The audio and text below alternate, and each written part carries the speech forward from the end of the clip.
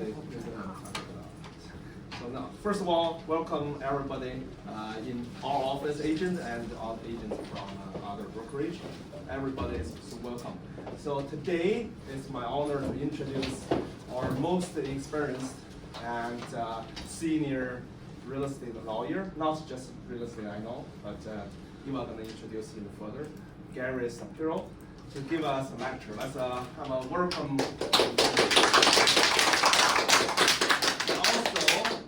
Welcome Eva, which is a bilingual director for Garry's office. So Eva speaks Mandarin. I think we can have a better communication if needed. I'm going to leave the table to Eva and Garry now. Okay, thank you. 非常感谢今天大家在闯出末之后第一天能够抽时间过来参加我们的这个讲座哈。然后呢 ，Garry 律师呢这边虽然是一个西人律师事务所，我今天好像还带错了 banner， 带成了英文的 banner， 但是相信大家地产经纪看英文是没有问题的。然后呢，我大概简单介绍一下我们办公室的情况。我们办公室是差不多是30个人左右，不是非常小，也不是说像downtown那种 Bay Street 那种非常大的律所，但是也有30个人的一个规模在那边了。那我们有不同的语言，然后给到我们不同语言背景的经济一个强劲的服务团队。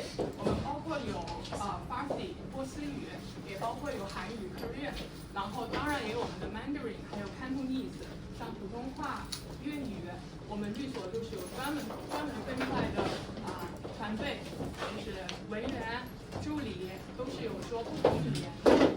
那当然，今天我们非常荣幸，然后受到 Jason 的邀请，让 Garry 可以亲自跟你们大家面对面 in person 的一个交流。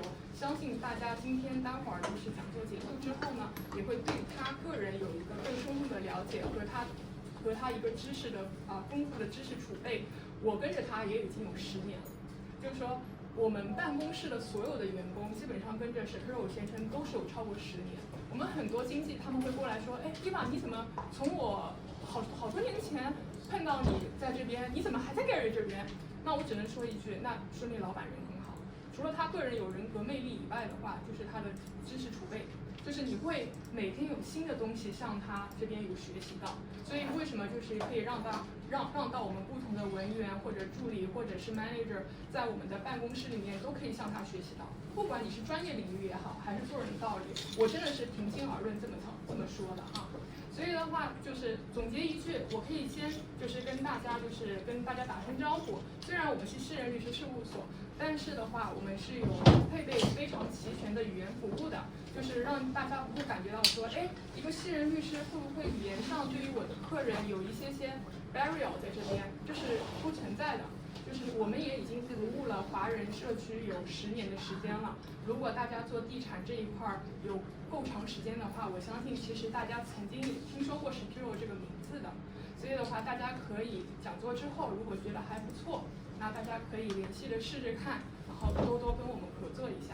那接下来的话，我就把时间留给 Shapiro 先生，让他正式切入我们今天的讲题。Okay, first question. I heard my name. Was she talking about me? Yes. Was it good? Yes. What do you think? Not bad. She doesn't.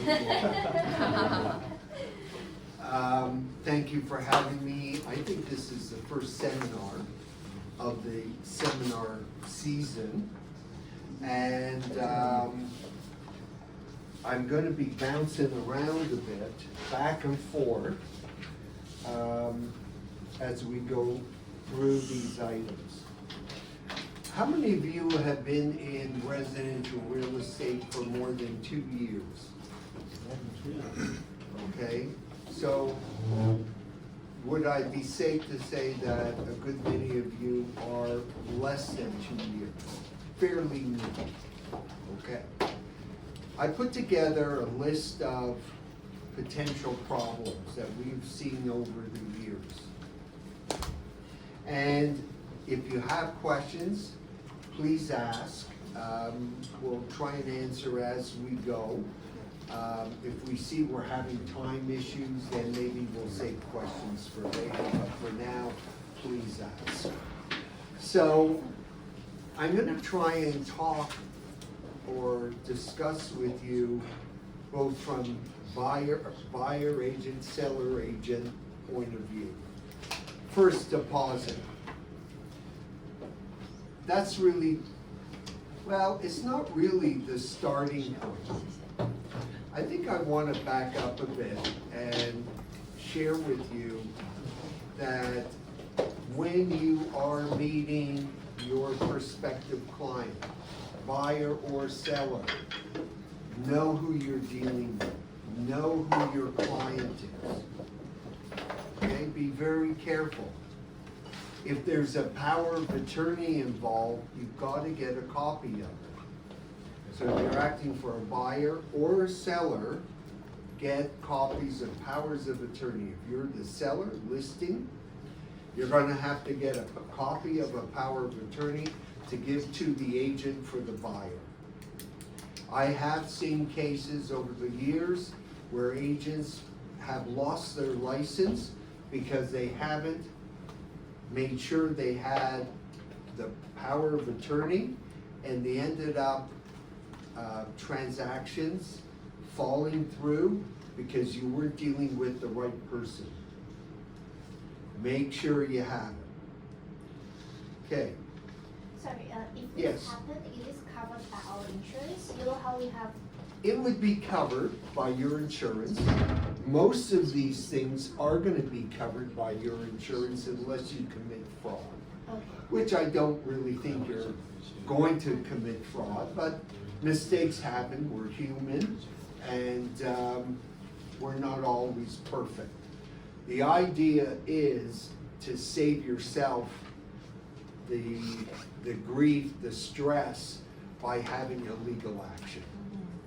Okay? Also remember, you work so hard. It's a difficult business we're all in.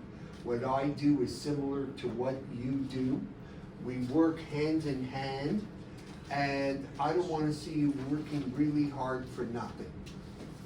Okay? It's hard these days. It's trying because of interest rates, inventory, and other cases. So on deposits, couple of things you got to be careful about. What do you think? I mean, I'm told that standard deposit is what, 5%? Be careful you get your 5%. You don't want to find yourself as listing, I'll say buyer, or I'll say seller side. Here you are acting for a seller and you get a very small deposit.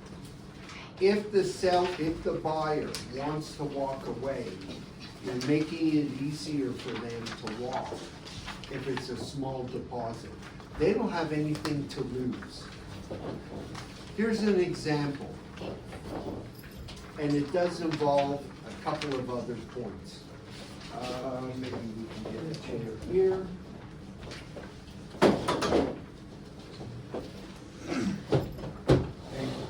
Okay, so I had a buyer client buying a property in Niagara area. Let's say the property was $500,000. The deposit on it was $2,500, and it was a company. No, it was the person's name in trust for a company to be set up. They couldn't get, there was an unconditional offer, couldn't get financing, they walked away. First thing, buyer won't get sued because it's a person in trust for a company. That's one. Two, $2,500. It was easy to walk. That's all their loss was, practically speaking. Now they can go ahead and sue her, but they won't win because she wasn't buying personally. And I think in that case it even got worse, because what we did is we did an amendment and we changed it from her name in trust to an actual company name. And what I would have done at the very least, I would have said, well, if you're changing to a company name as buyer, I want a higher deposit. Because in that case, all you're gonna get for your seller is deposit money. Yes? How about you say the original buyer is still legally responsible for this transaction? Okay, if you want that, okay, and very good question. In my example was a person in trust. But if we go back and let's just say it was a person's name, we would, at that point, what I would do, which I think you're getting to, is, okay, we'll put a company in, but we're not gonna release the person. So on the amendment, you would put, you could delete the individual's name, insert company, but then put a statement that the original purchaser, person's name, remains liable for the successful completion of that agreement of purchase and sale. So you can sue after. A number of years ago, I'll share a crazy story. I've been doing this for over 40 years. I remember I was working on a sale transaction in Forest Hill, and some guy from the US came up, he's driving a Rolls Royce, and he says, I'm buying a place for my mother, and he wrote a $500,000 deposit check to the brokerage, gave it. Early the next week, check went NSF. There wasn't money. Well, we found out later he was going around to all the properties in Forest Hill, buying them with NSF checks. Got to be a little bit careful, but he was crazy. That's not a typical issue. So remember on deposits that you may find yourself in the scenario that that deposit money may be the only money that you will get for your client if you're acting for a seller.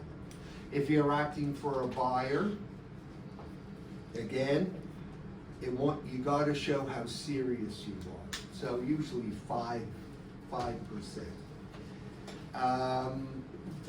Be careful if you're into multiple offers, that you don't want to, before you start saying, well, we'll give a higher deposit to show how serious we are, make sure you have instructions, because usually these offers do not have conditions, and then you have a problem.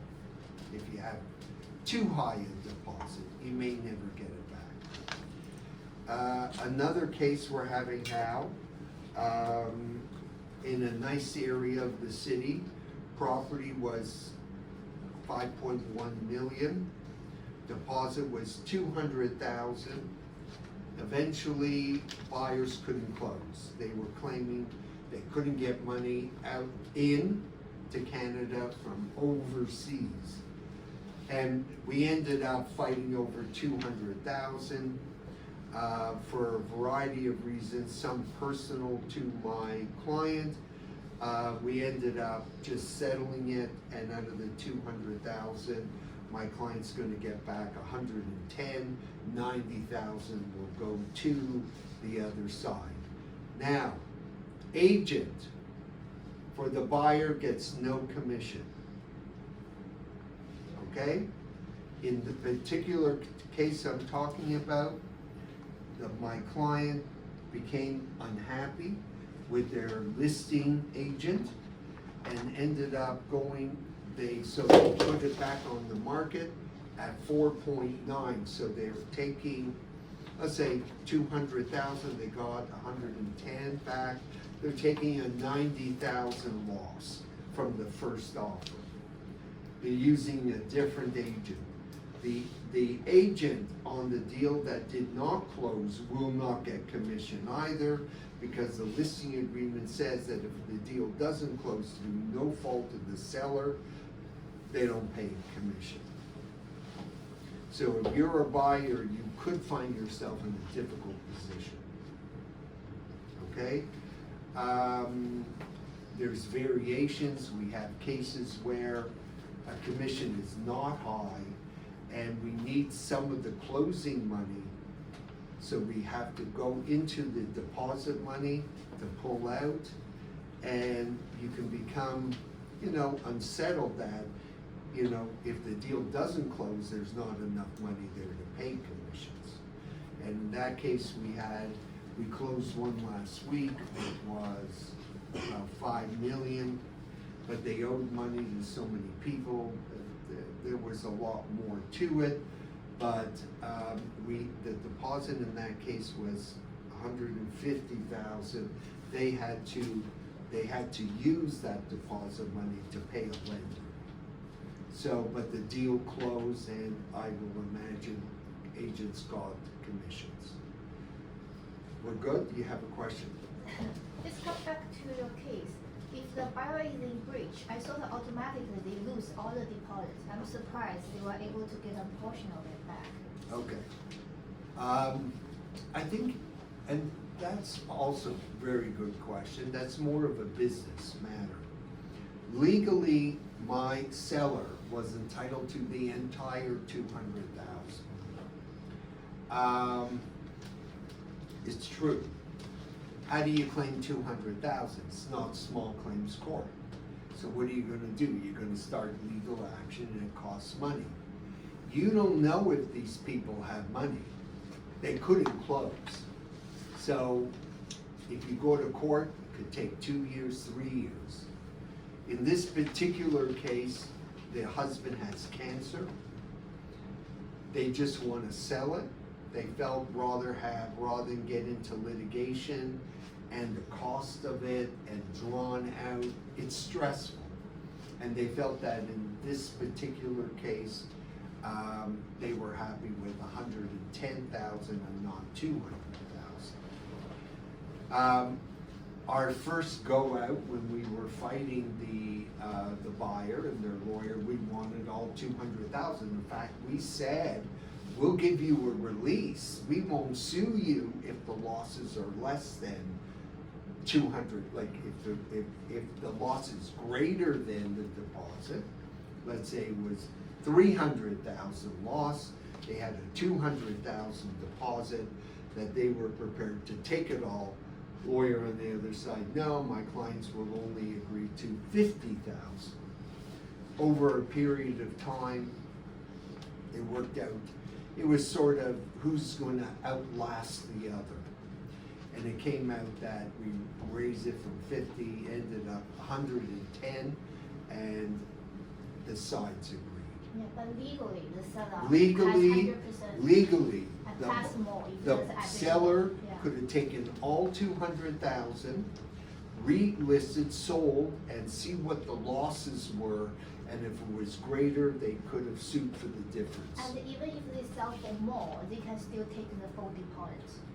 Well, there is a Court of Appeal decision that, let's say I have 200,000 as a deposit. I put it back in the market. I'm in a rising market, Yeah. and I can sell it for 300,000.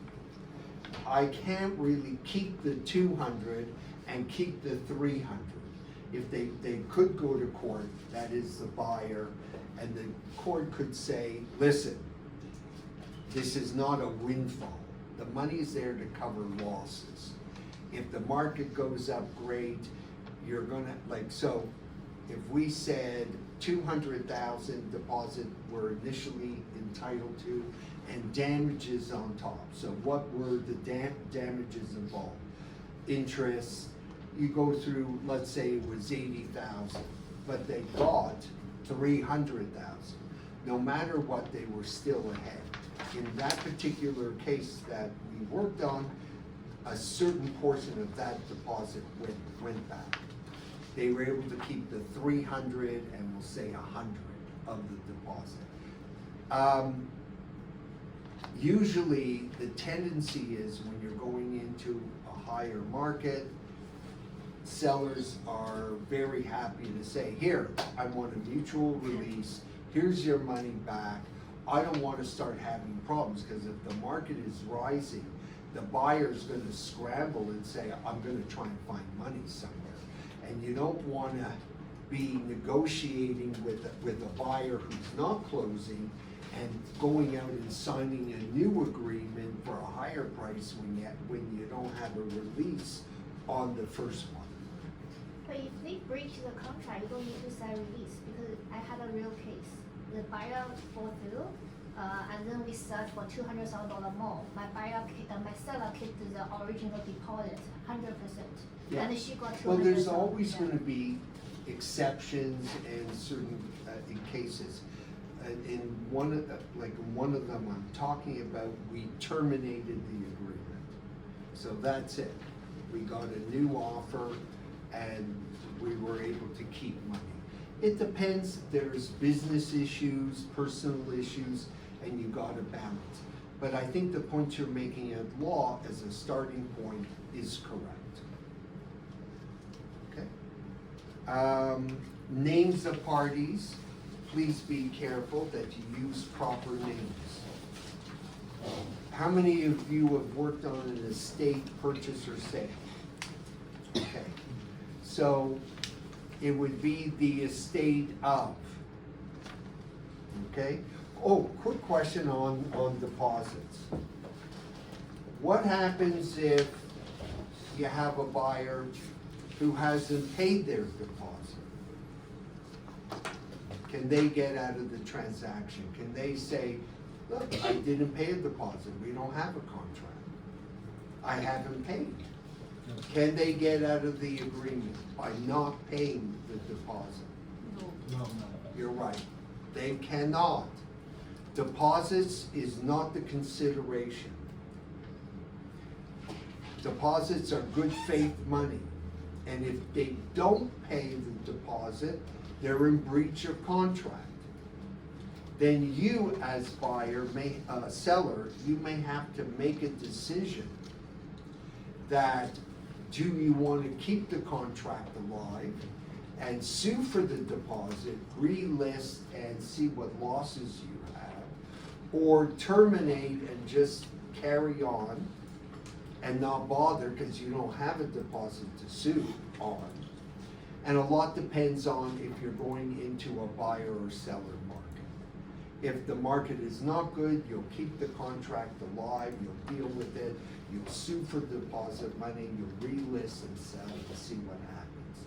If the market is going up, you may decide to terminate the agreement and sell it at a higher price. Very often, if I'm acting for a seller, we won't make any decision on the spot.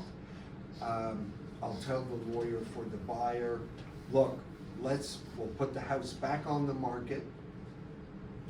Let's see if we get a higher offer or what happens, and depending on how well we do, or if we don't do well, then we can negotiate if need be for the deposit money. And if that's the case, what do you need before you put the listing? To I buy want to tomorrow? have a letter to the other lawyer saying your client is in breach, you're not going forward, that this is like terminating in effect the agreement, but with release to the deposit money, we're going to wait and see to see how well or how we do, and depending on the results, we will decide whether we'll keep all the deposit or give back a portion, but the seller in some cases will not commit So it's, at that point. right. So it's more like just letters or emails between lawyers. Yeah. Not some form to be signed by both sides, right?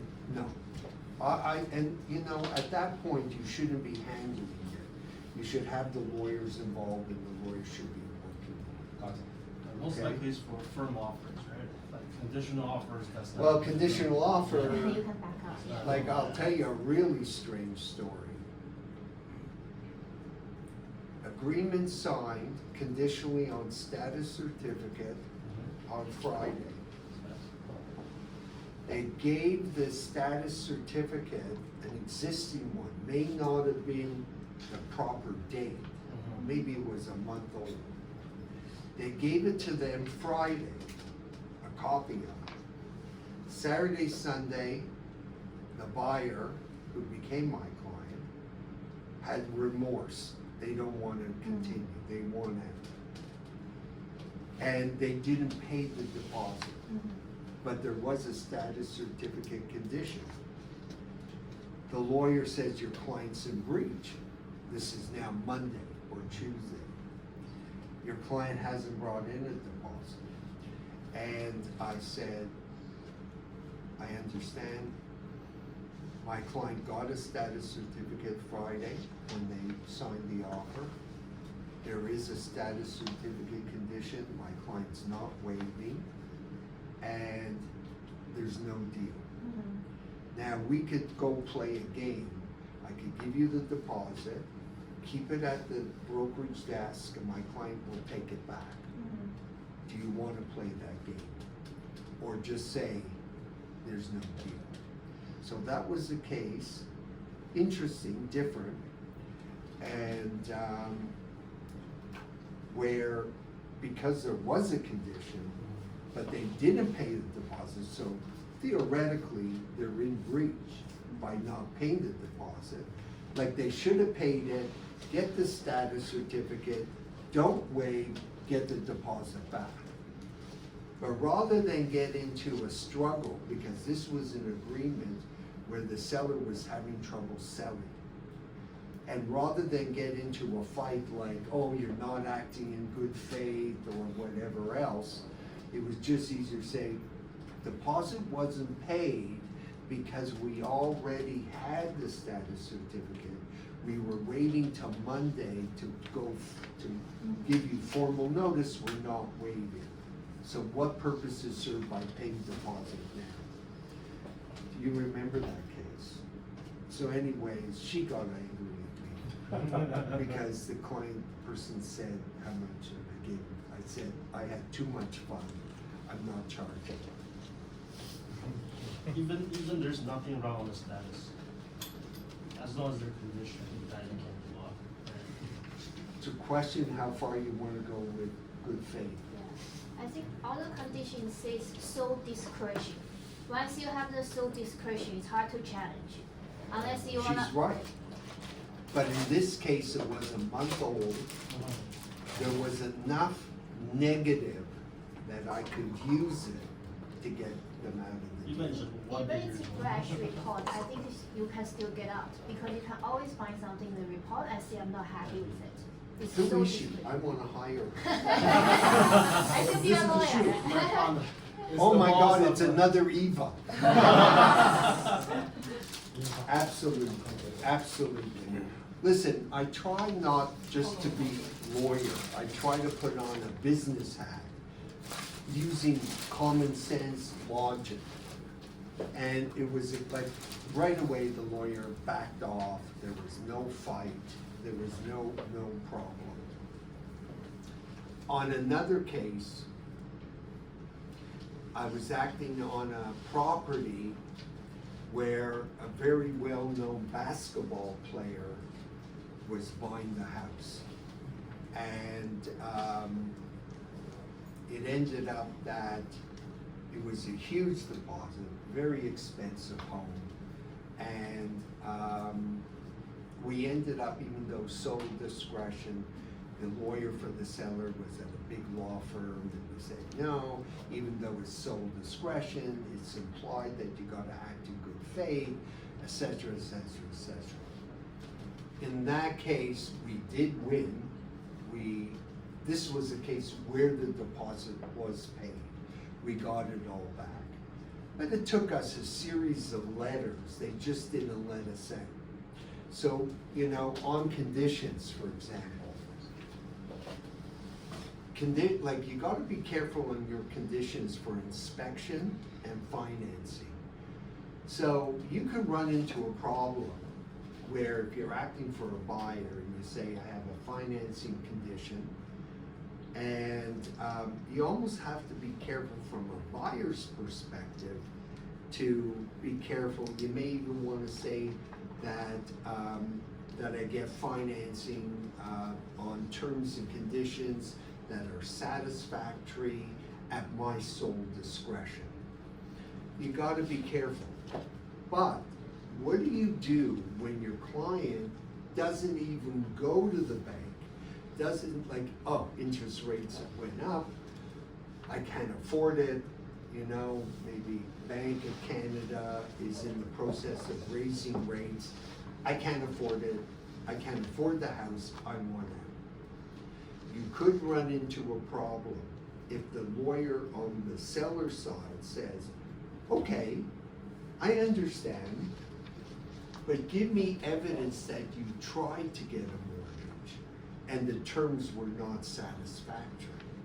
And you may have a buyer client that says, why do I have to go through the motions when I know I can't afford it? And if they go private, it's even worse because you got a lender fee, you may have a broker fee, interest rates may be higher, or you go to a B lender.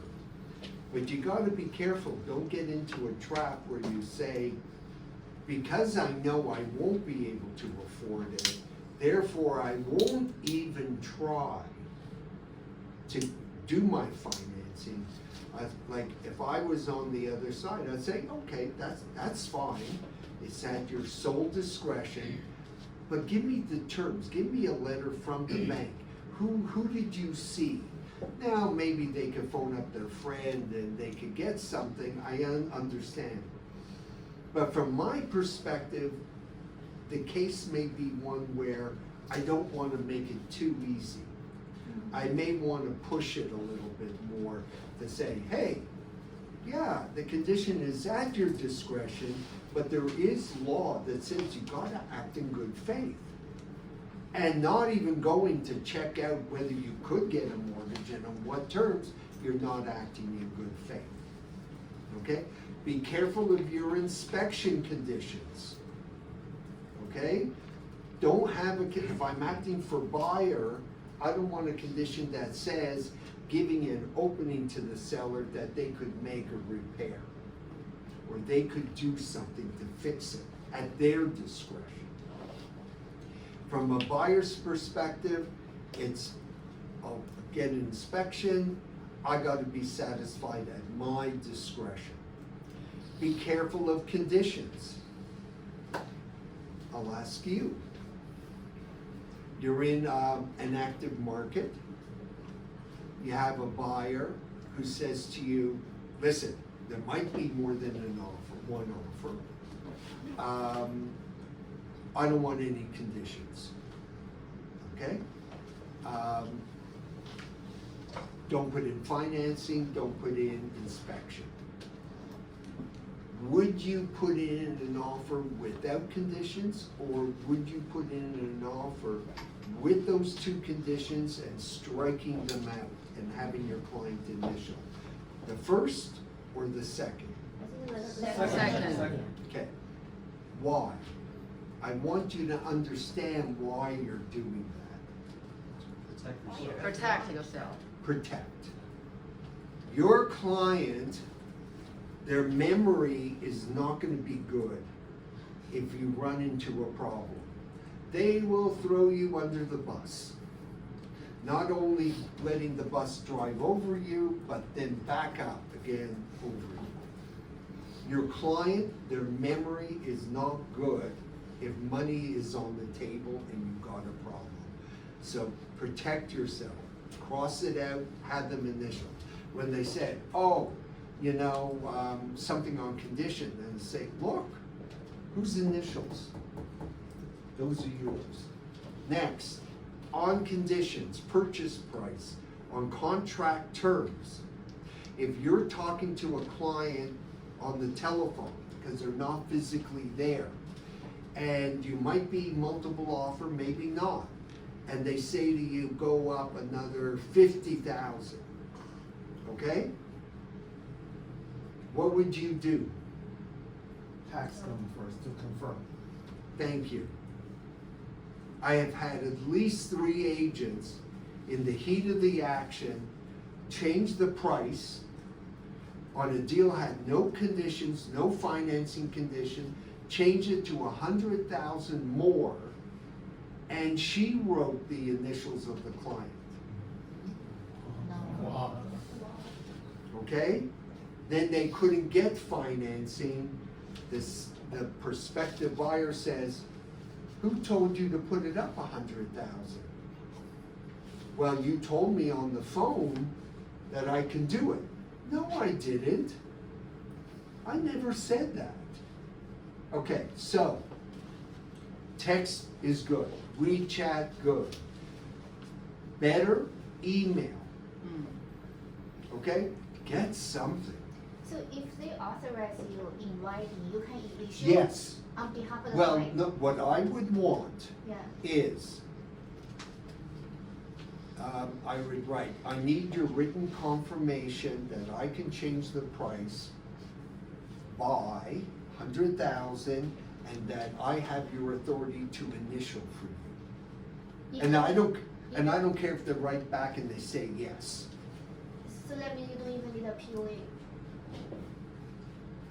At that point, you may not need a POA because you're getting authority directly from the client on an agreement. Now, to go register or to go further, you may need a POA to sign off. Listen, POA is great, is the best, but let me ask you a question. I'm buying, you're acting for me. I'm overseas. I say, listen, I don't want to lose it. Put 100,000 more. I give you authority to initial for me. And let's say you have my power of attorney. Would you just do it? I'll tell you why I wouldn't. Can the agent be POA? Like, can the real estate agent be POA of the Yes, a client? real estate agent can be POA, but then you gotta be more careful. Because if you have the POA, you have an extra duty to Yeah. make sure. If you had the POA, in that scenario, I still want confirmation. Maybe they'll say, I revoked it. No, I didn't want you. I revoked the power of attorney.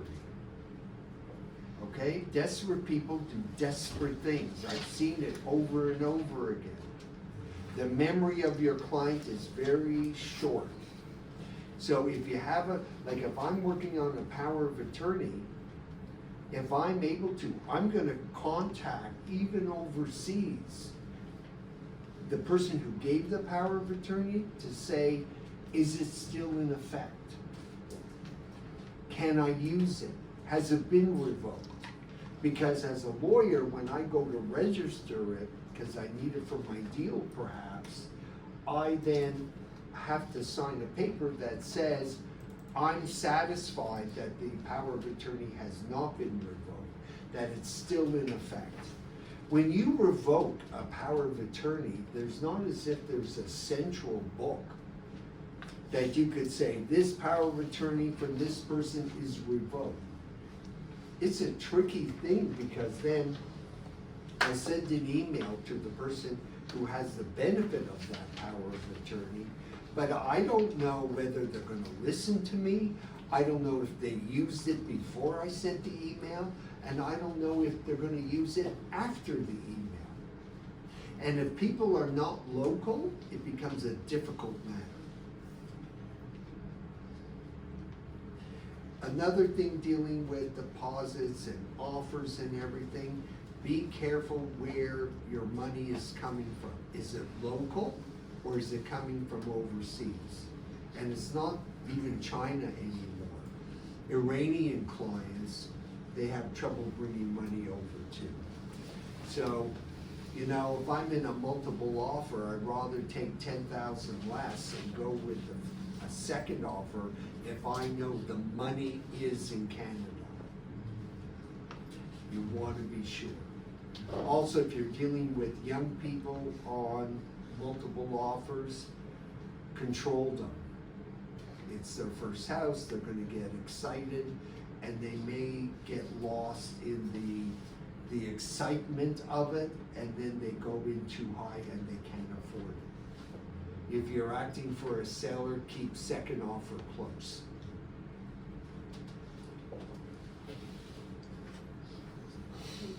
Conditions. Well, on estate sales, you know that, let's say you're acting for the estate.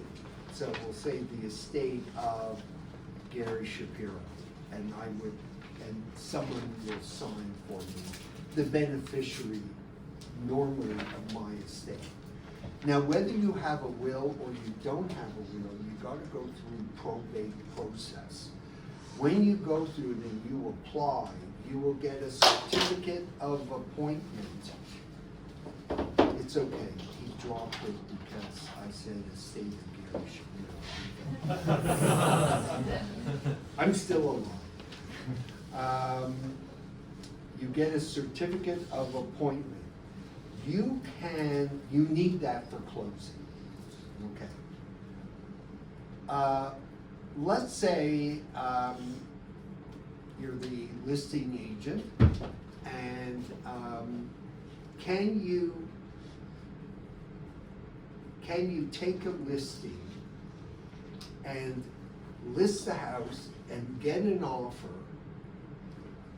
without having the probate completed or the certificate of appointment in your hands? Can you do it? No. Yes. Okay, I got a no and a yes. You can only 50-50. You can't be too wrong. I think you better get it, because I have done estate sales where the seller lawyer gave me the probation and then I listed it on the market. Okay, that's different. But let's say you've only applied for the probate, you don't have it back yet, you don't have the certificate in your hands, you're acting for the seller, can you list it and enter into an agreement of purchase and sale? I think you can. I'm sorry? Yes, you can. Okay, yes, you can. And the reason is that you would, first of all, if they have a will, you want to see the will. You want to see who the estate trustee will be. Ideally, they would have applied. You'd like to get a copy how they applied, the form. You would put estate of Garry Shapiro by, let's say, my son, Evan Shapiro. And Evan Shapiro would sign off. You can list it. You can put it on the market. You can get an offer, but you cannot close until you get that estate certificate. So you would have to have a condition in there that if you don't have it by closing, that you have the right to extend the closing until you get it. Now, you gotta be careful. If you're the seller, you may want to have final control on extensions, especially if it's taking a long time to get it and the market shifts. You may want to say, there's a right to extend for another 30 days or 45 days, but don't make it too long or that you control the extension, because you don't want to find yourself in a market going up where now you're stuck. You gotta wait it out. By the same token, if I'm acting for a buyer, I'm gonna get nervous if the control of that condition to extend is fully within the seller's control. Because then, if prices are going up, the seller may try to get out of the deal, and I'm the buyer, now I'm stuck. So you gotta find that balance on wording. If that ever happens, call us and we can get you wording for it. If there's no will, I want an idea of who the family members are. Is there a spouse? How many children? So I can determine who the logical estate trustee should be. Okay, but the bottom line is you can list it and sell subject to a condition. Now, in a lot of communities, probate is taking a long time. In Toronto, I heard things like 8 to 10 months. In York region, it's going to be less. If you're using a lawyer, the seller has a lawyer, you should tell the lawyer, because we do it for our seller clients. We get a copy of the agreement that's firm, other than that condition to extend because of the estate issue. We have a firm closing, we put that to a cover letter to the court, and we say we have a closing in 20 days or 30 days. We need this on a rush basis, and we've been fortunate enough, maybe it's our people know us, but we have found ourselves in a position where they'll take it from the bottom and put it on the top and do it right away. Okay, so we can speed up the closing if you have that issue. Conditions, I think all I'm gonna say at this point is be careful of what conditions you have. It all depends on market. Okay? I haven't seen conditions of selling, like a buyer having a condition to sell their house. Like it's all market conditions. Conditions that I didn't see for many years have come back because of the market. Another thing is you may have to be creative. Let's say you have a buyer that's having a problem with financing, and you have a house where maybe the seller has no mortgage, or they're in a position where they don't need all the money. You should work with your seller to see would they be in a position to do a vendor take back. Could that be an option to help a buyer with financing if they're having trouble?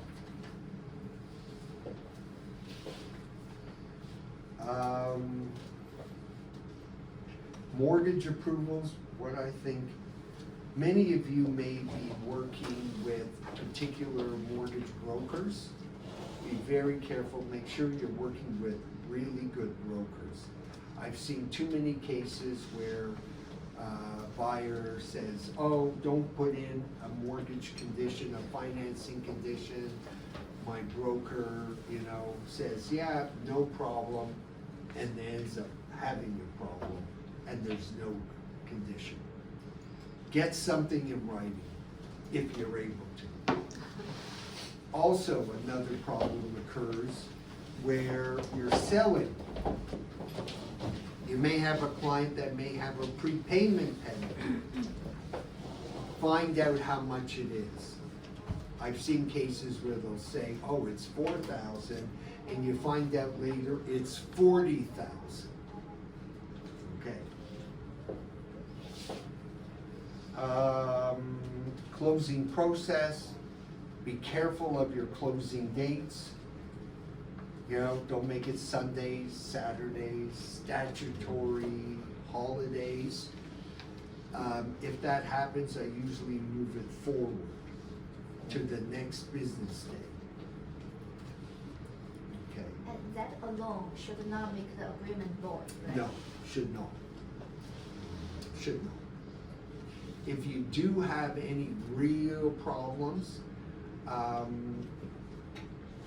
course, all this is being recorded, of course. Or is internal error? You promise? Yes. Should we pause that? Okay, can't watch my lips. I know the director of land titles. He was my student. That'll show you how old I am. So whenever I have problems, I call him up. How do I deal with this or that? There's something to be said in dealing with a more mature, experienced lawyer, because as you get older, you learn more, you have more knowledge, but you have a better network of people that you could go to. I can phone up friends and say, what do you think of this? What do you think? Yeah, no, you're right legally, but I think you're gonna have a business issue. Try this, try that. If you're in a scenario, for example, where deal's not closing, it's not closing, seller's giving you a hard time and giving you the deposit back, I put a purchaser's lien on title against the seller's house to get my deposit back. Okay? I would put a caution if you have a seller that's not closing, and invariably it's where maybe market's starting to go up. I'll put a caution on title, but there's two kinds of caution. One caution, you gotta pay land transfer tax. Another caution is good for 60 days, and you've killed the property for 2 months. And within 2 months, I could get a certificate of pending litigation on title. So I stop all action on that land. At my stage, I do get, if I'm acting with clients that are serious and they want me to be tough, I like that. I like to be tough. I don't like people that take advantage of other people. Okay? I have a sense of justice, what's right and wrong. And if I see someone, we're working on a case now. A lot of this occurs with builder deals, pre-construction. And now we're going after a builder, we're suing them on 5 cases now. And we're gonna win. Same builder? Same builder. May we have the name? Steve. Dahmer Bond. It's a construction project in Richmond Hill or Vaughan. They're closing. What they did is they snuck in on the interim closing paperwork. Agreement says you will not be charged for any increase in materials. They then went ahead sneakily and put into an acknowledgement like a number of things covered off that you'll pay. They didn't provide a certificate, didn't provide, that's not, and they said, well, that's an amendment to the agreement. It's not. Also, Tarion says you cannot just raise prices for materials. And there's a case from 2020 where a builder tried to get more money on this, and the builder lost. I could go to Tarion and squeeze that builder that they could potentially lose their license. What they were doing is charging $32,000 on every unit owner, just like that. They didn't give me a certificate, they didn't explain what materials were increased and why, because I did see something, and all of those materials, prices never went up. It was just a game that they could get $32,000 from every unit. So out of the 5, we now have 1 they didn't pay, 1 we're getting back, and the 3 that we have, not only are we gonna, I know we're gonna get it back, but also they charged them for other things they had no right to, $3,500, $2,000, we're getting back all that money. We reached the stage that a lot of the unit owners have a website to fight, so now they've asked us to take on all the cases. I have to interrupt one thing. And for this case, and the builder lawyer just put one more clause and ask our client to give up the legal right can sue after closing. And we just cross. And we have to reserve our legal right for our client after closing. And for this situation, another client closed the deal with another lawyer, contact me, said, oh, I heard my friend and they bought the same project and from this builder, and you guys just protect my friend and cross that cross. Can you just sue me after? I apologize because you already have the lawyer close the deal, and your lawyer should just check and tell you what you should sign or what you shouldn't sign. You cannot, as a buyer, you cannot, as the seller lawyer and the seller, cannot stop a buyer when closing to have the buyer reserve their rights to bring legal action after closing. Now, this is bigger. This is a good point. This is bigger than just pre-construction. very often you have a client that's buying and maybe there were repairs to do. And I gotta tell you, I can't tell you how often sellers, they don't care. Deals signed up, there are repairs to do, and they don't do it. Now the repairs could be 5,000-10,000. If the house is $2 million, I can't refuse, I can't put my client in a position of not closing for $10,000. Maybe they'll be in default. So we always reserve our rights. And sometimes, I would say 50% of the time, when we reserve our rights, the seller says at that point, okay, can we make a settlement?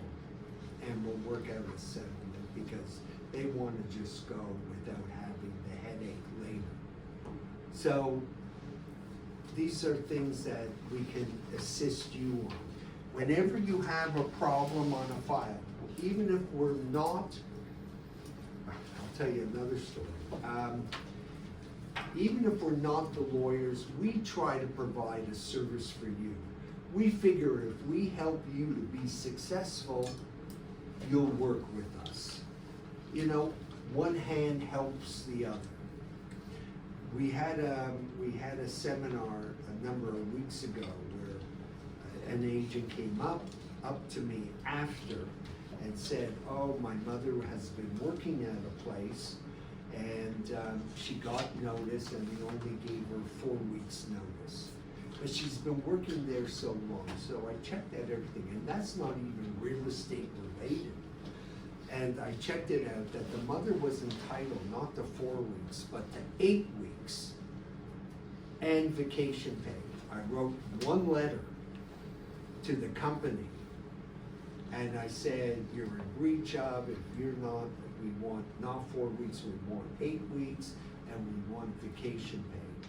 Got back and I said, if you don't do this by this hour, we're gonna be phoning governmental authorities to go in and do an audit. And I gotta tell you, I got a reply back in about 30 minutes saying, yes, 8 weeks, and vacation pay. So, that, you know, we're here to help. We've been doing this a long time. We know a lot of people. We may be able to help you. If you have a question, if you have drafting, you need a provision, we're able to assist. Don't be shy if you have a client that's using a different lawyer. That's okay. We're here to help you. That's our bottom line. We do, I don't know if you mentioned this, like powers of attorney, we don't charge. If we're working on the transaction, we will prepare the power of attorney. We'll deal with signing, whether it's remote. Oh, okay, sorry. Okay, so stuff like that, we don't charge. Okay, that's to help you. On condos, you gotta remember, be careful that you're getting parking, locker, everything you're getting.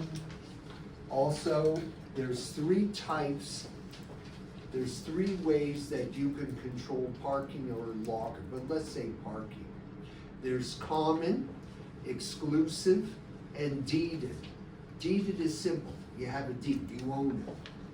That you could sell the parking, subject to the rules on parking. So for example, there may be a condo agreement that says if you own unit locker parking, you cannot sell your unit sort of and just have parking. But if you have locker, unit, parking, and a second parking, if it's deeded, you could sell. Exclusive is you can't sell it without the unit. Now, this parking, this particular spot is exclusive for my unit. So when I sell the unit, you get the parking automatically. Okay? Common is you're entitled to a parking spot. Management will say, okay, right now you can have that spot, but they could change it at any time. Any questions? You have this look like I got a question.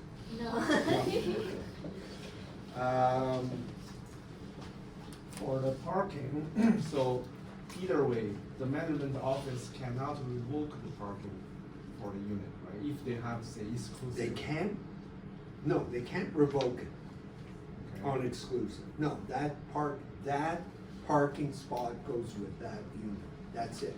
Common, they're able to change, but you have to have parking. Got it. We've always run into problems where someone is selling parking with, and we find out that some other person has parked the car there without permission. So we go through different stages, but ultimately, what we do is we contact the police, arrangements are made to have the car towed. On status certificates, be careful that you're getting, when it says current, get current, not something that's more than 30 days. Now with title insurance, I'm okay 30 to even 60 days, 45 days. But at some point it becomes stale dated. Okay? I'm gonna leave rental, no, I think I'll do chattels. Paragraph 9, be careful you put in all your chattels. Look at the listing, what's there. If you're acting for buyer, look what you put in. They gotta match. Okay?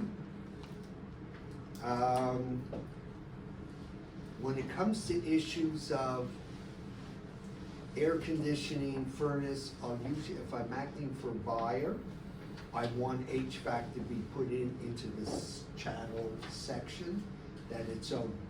Because until I do a search, I may find a notice of a security interest, or I find out it's on a lease. If I'm acting for buyer, and I have it in the own section, then we find out it's a rental, I'll force the seller to buy it out. But if you're the agent that didn't ask your client seller the right questions, they're not gonna be happy with you if they have to buy it So if we acting as the buyer agent, out. I put HVAC in, I mean, it's owned. in the rental item column, we leave it blank. I would leave it, well, if you're a buyer, you leave it blank. You put the onus, the responsibility on the seller. Right? So I mean, That's their risk. if I'm acting as a buyer, okay, so I leave it blank, but I didn't put anything like air conditioner HVAC in the chattel. Okay, so you put me, if I'm acting for the buyer, in a position to say, hey, look, there was nothing in the rental section. What is that, paragraph 6? Yeah. The rental section, you didn't even put in hot water tank. Yeah, Okay? nothing. Now I find that it's a rental, buy them, pay it out. I may end up having a fight. Okay? Okay, but for sure, if I put it in In the chattels. the chattel section, HVAC, for sure there's not gonna be a fight, yes. So if I act as a seller and the buyer agent in the rental section put long, should I cross it out? Because long is Who do very you act for? seller. Oh, well, okay, well, you gotta find, okay, so you're acting for seller, you Yeah. gotta talk to your client. You're saying, like, do you have a hot water tank? And they may say, I have a case where people living there 40 years, okay? 40 years, and they say, yeah, I replaced it several times, I own it. Okay, so it's conceivable that you could have a hot water tank that's owned. More than likely not. Okay? By the way, there's other rentals. You can have security system. Children don't count. Hot water tank, like, if I'm acting for buyer and if I'm acting for seller, Buyer agent puts in none, I'd say to the agent, how do you know it's none? Why did you do that? Like you submitted the offer. You didn't disclose anything, is right? No, right? like, yeah, but ask, if you're acting for the buyer, like you're working on an offer, at least I think if I was an agent for a buyer, I would put at least hot water tank. That's sort of common. HVAC, if I was acting for a buyer, I put HVAC into the owned channels. When you see it for seller, then that's a call, that's a discussion you have to have. They like, do you own it, you don't own it, show me paper, show me contracts. Also, listen people,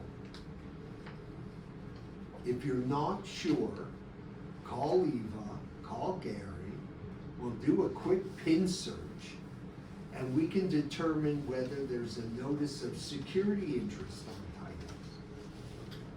Dealing with, water filter or something dealing with HVAC. Because it can be expensive.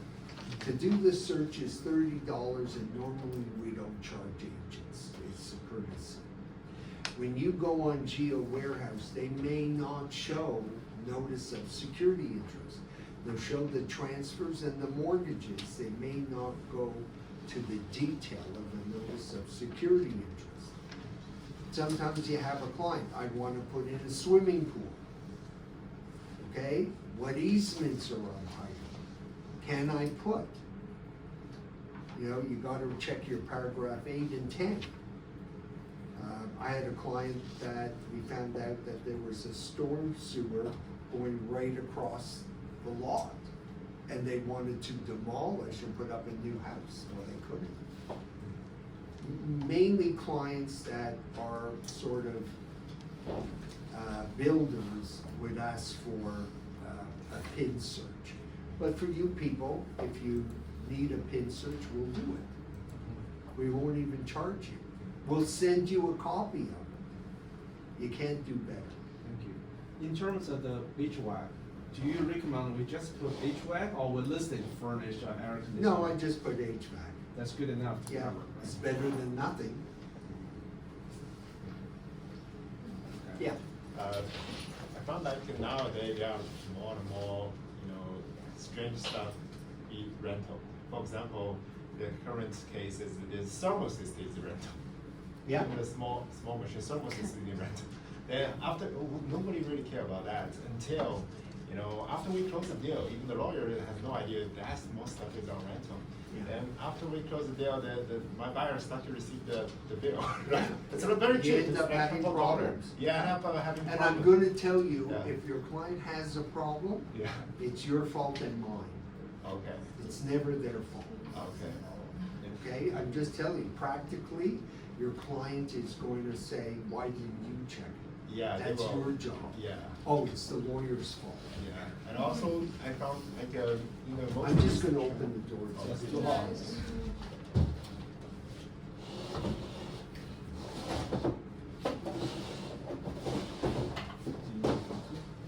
And then there's one transaction. By the way, I have a surprise for all of you when we're finished. Sorry. Yeah, and also last week I closed the deal. We ended up found that there are 2 water tanks in the basement. Wow. I have no idea what's that. There's one traditional water tank, another is tankless. They call it boiler. I never seen that. So I never seen there are 2 hot water tanks in the basement. But luckily, they are all charged by one bill, which is a Reliance $50. Then for you're lucky. Yeah. You should be asking your client, Yeah. you should be asking your client, acting for a seller, show me your bills.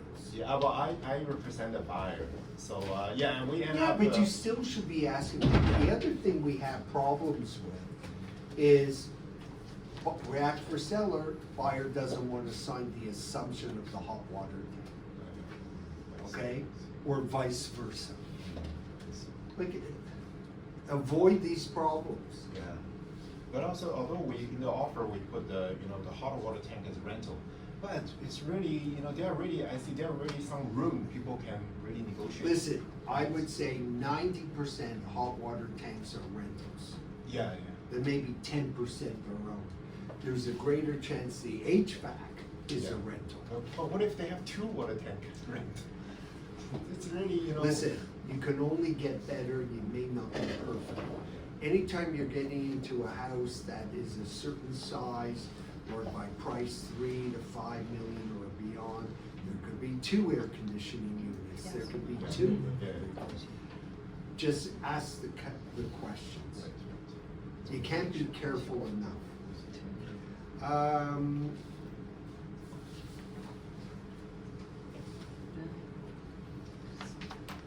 Okay, spousal consent. We've had a lot. Husbands are not good.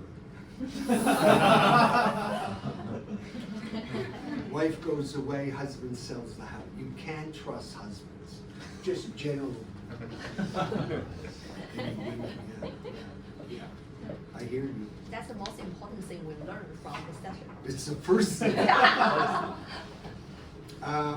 Any of you, this will be another discussion. If you have children and you're paying money for deposits to buy a house for them, and they're single and they haven't met some evil person,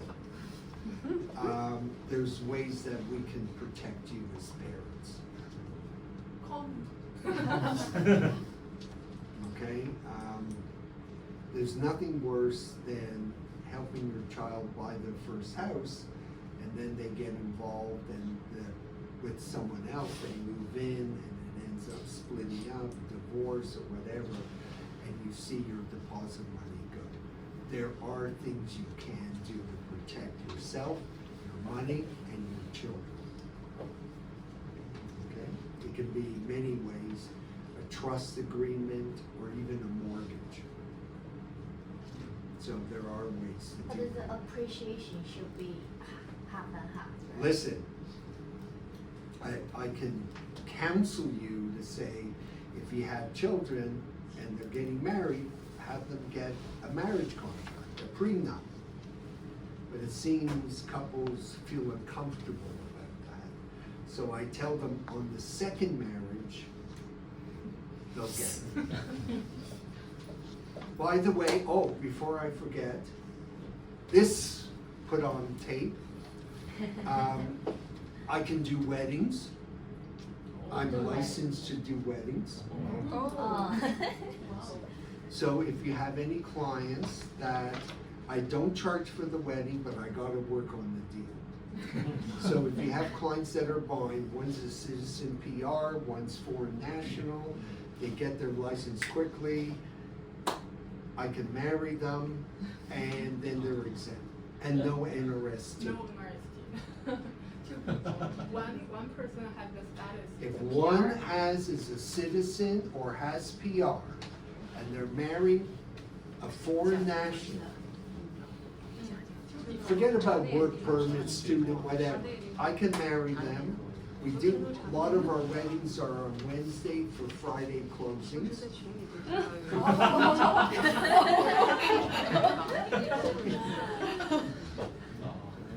But it's true. We have a 3rd floor, we do our weddings, we have a chapel, and we go out, no expense, we don't care. We'll get Tim Horton donuts, flowers. I've been told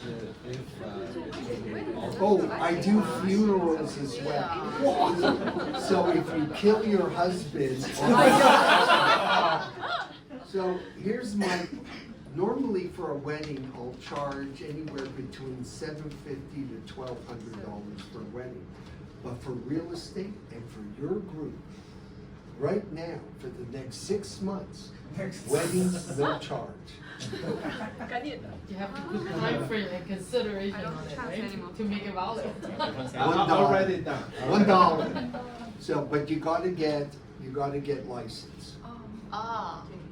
Oh, it's not like I can marry you right now. You gotta show me your marriage license. But I'll do it on the spot. Just bring me the license, 2 people, we'll get witnesses. We'll get Elvis to come. That's a joke. Anyway, for funerals, we got 3 price points.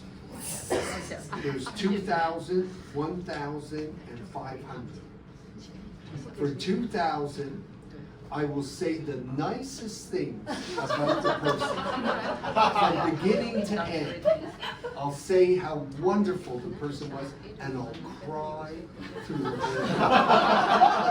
That's $2,000. For 1,000, I'll cry at the beginning, I'll cry at the end, and I'll say nice things. For 500, I tell the truth. But anyways, I do have license to marry people.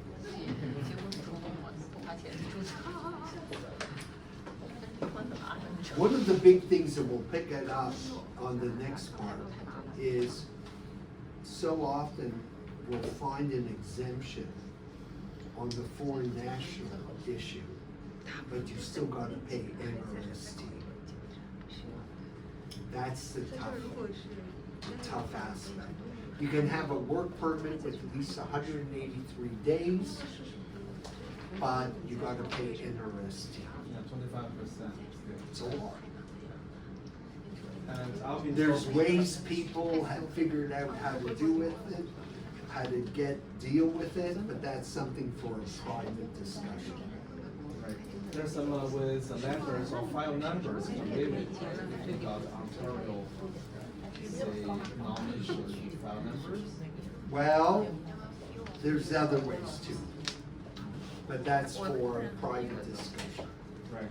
Okay.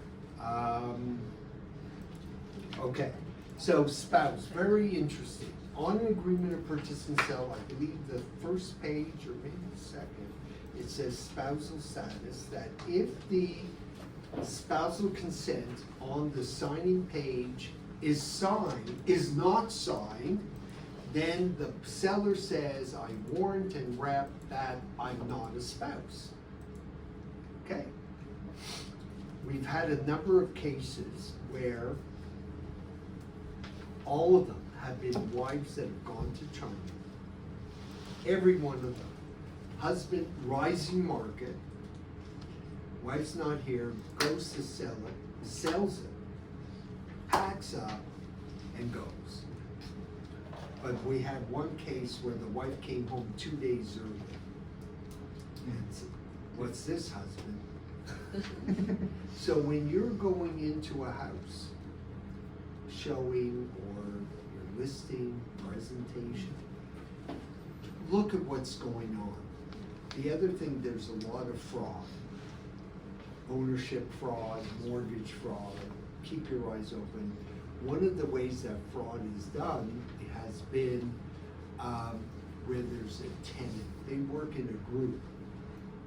So a tenant will get in on a lease, they'll say, I'll pay you 6 months in advance, a year in advance.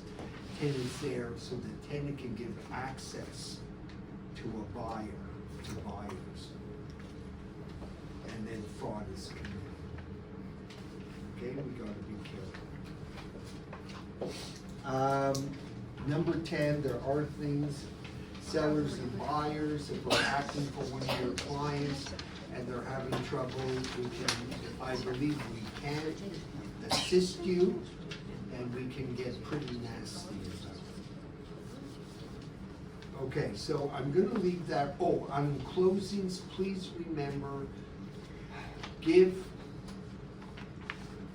realistic expectations to your buyer clients. Deal's not gonna close at 11 o'clock in the morning. If there's a mortgage, we gotta get the mortgage money. It takes time. If it's on a long weekend, sometimes for a seller buying, selling, it may be better to get bridge financing if they can afford it. But if you're acting for a seller who's buying, get in touch with the buyer agent saying, my client is buying. We gotta try and close ASAP. Okay? Any questions on this part? Good. Next part. What questions do you have for me on foreign nationals, 2-year ban, NRST?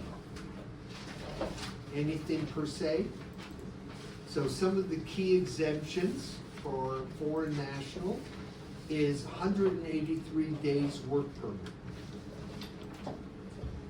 There were the original exemptions, like buying something 500,000 or less, or under 500,000.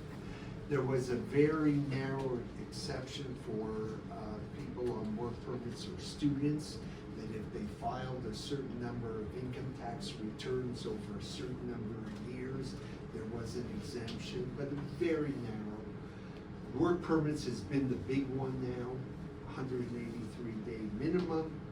Another interesting one is development. If you are making, if you can, listen, if you have a client that's going to, I'm going to demolish, that's my intention, and put up a new house, they're exempt. How far does development go? Renovating a bathroom, kitchen, basement, will not work. Putting on a large addition may work. Putting an additional story may work. We're going to see, there have been a few people I'm aware of that said, I moved in, I have an exemption, I'm going to demolish, and then they change their mind. But at the time they signed papers saying our intention is to demolish, and they applied on a permit, like they applied, they put in some papers, and then they changed their mind and took it off. So that may work. But even if it does work, they gotta pay NRST. NRST is almost as big, if not bigger than being able to buy. So I'm able to buy, but I can't afford the tax.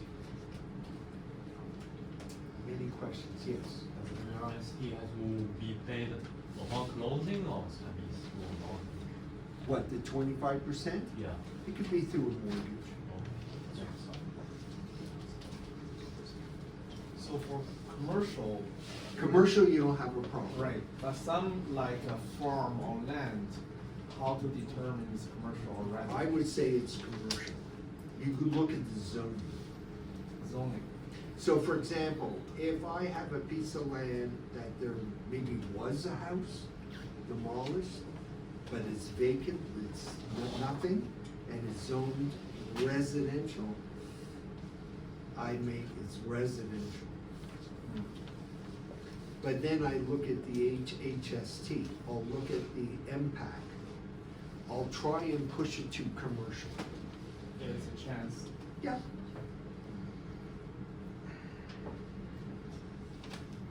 If you do mixed use, like commercial bottom, residential on the top, that's okay. That's considered, I would do consider as commercial. Yeah. commercial as well. I would try and push it to commercial. Now, if a company is doing it, you can only have 10% of the shares. The foreigner. Right. But if I have a company where the company is buying hotels, then I will have a problem. But there's other things that we can discuss, but privately for your individual case. Sure. OK， 好的，那我这样子，我跟大家大致介绍一下我们公司的一个服务啊，大家可以看一下这张 flyer。flyer 这边的话，左边我们其实律所呢主要强项是商业，就是做 commercial 的。然后呢，我们商业的话，包括大型的上亿的购物中心 shopping mall 这些，也可以是小型的，比如说指甲店啊、奶茶店啊。像2016年 COCO 奶茶第一家就是我们做的。然后后来它不断 franchise 出去，然后这个奶茶生意越做越旺，很多人都现在到处每个 corner 都可以看到奶茶店啊。然后还有包括我们做火锅店啊这些的，如果说你的客人他有一些想要就是合伙人一块儿做些生意啊 business 啊这些，不管是大型的也好，或者是小型的也好，或者是中型的这种商业投资项目，我们都可以帮客人做 closing。对，还有就是几年前非常流行的那个 farm 农场，当然现在的 farm 就是因为那个政治的关系，大家好像这个没有那么流行了。但是几年前那个大麻开放就是合法化之后，哇塞，这个办公室的 closing 好多都是 farm 的交接，都是农场的交接哈。然后现在最近2年比较火就是 warehouse industry building 这一块，就是我们很多客人他们也会过来说，哎，有没有好的 warehouse？ 我们律所因为人来人往比较多嘛，那有的时候我们也会碰到一些开发商，他们也是做 warehouse 的，就是有项目手头上。那如果说我们的经纪或者客人问到说有没有 warehouse， 我们也可以推荐给大家这样子。那当然 warehouse 推荐资源是吗？哎，资源也是有的，就是我们大型的资源或者是小的、中型的这些手头上，比如说你们有国内的比较有钱的客户想在加拿大这边做海外的一个资产配置的话，金额大概多少？其实 Garry 这边的话，它是 local 这边还是很有一些资源的。那大型、中型、小型其实都有。那 warehouse 最近是比较流行的哈。然后第2项的话就是 business law 公司法这一块。那公司法这一块的话，我们做商业的时候交接其实就会需要我们公司法部门的介入。比如说我们客人他在买这个物业的时候，他还没有 incorporate， 那一定需要我们公司法的部门去做公司注册，然后还要就是架构一下公司，根据他公司里面的一个复杂程度哈。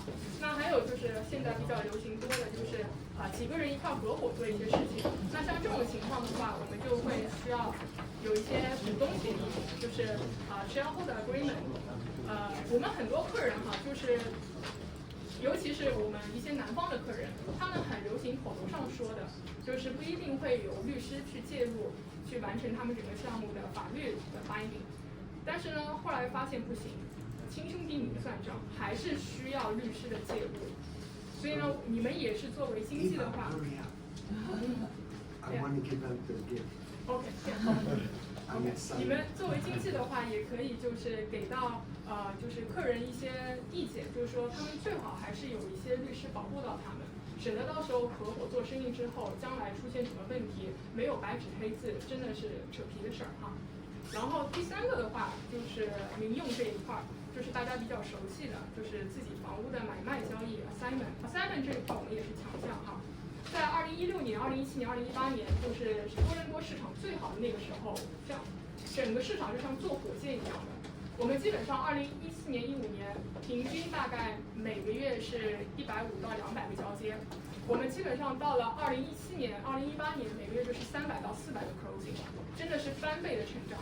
那个时候多伦多的整个房地产市场是坐火箭 ，assignment 在交接前我们可以转手3到4次，是非常非常夸张的。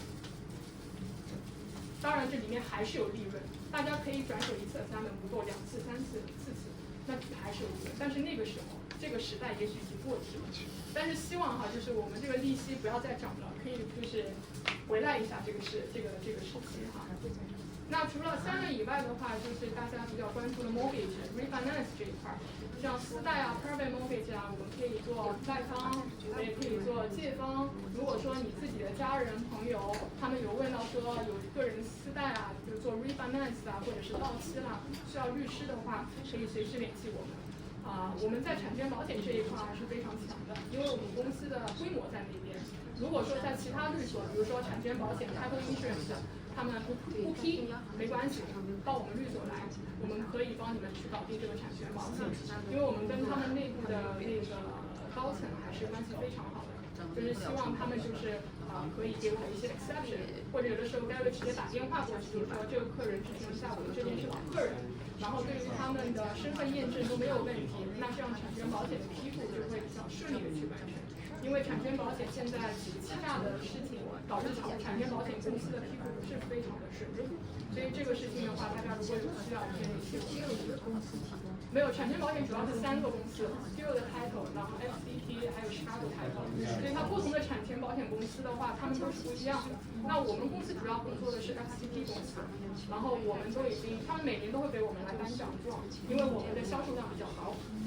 对，然后就是主要就是跟大家说，不要担心语言问题。就像我前面一开始说的，我们是有专门的华人那个服务团队，然后我自己也有好几个文员的团队，大家就是负责华人市场的。所以呢，我们很多客人到我们律所来就觉得说我们的服务真的特别好。Okay? 然后还有最重要的就是，客人如果在国内的话，不用担心 we can provide remote signing， 所以到时候视频签字啊，还有客人如果在国内的话，我们也可以做远程 remote POA， 远程的那个委托授权书都是可以的。因为我们经纪有的时候说，哎，我现在有个 listing， 客人在国内，你可以帮我做一个 remote POA 吗？可以的。I hope that has this been helpful. I hope you've enjoyed it. Say yes, please. Yes. Okay, this is where I get excited. I'm a child. Well, you need that much? Yeah, I bought that much. Okay. I'll order more. Okay. Relax. Have you ever seen this?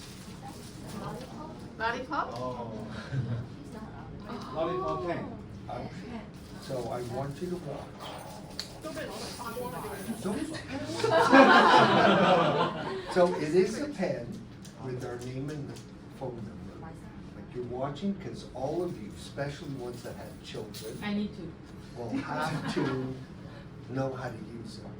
Watching? Yeah? 陀螺样的。哇。 From China？ 我们是这边 order 可贵了，但是老板每次发起来就像免费的一样。That's really cool. Isn't that cool? Really cool, very cool. This is the best part. So $1 per person, right? You crazy. Okay, so like, we've got to give each one of you one, but if you have children, you need one too. Wow. Yeah. Okay. I have 4. Yeah. Okay, so, okay.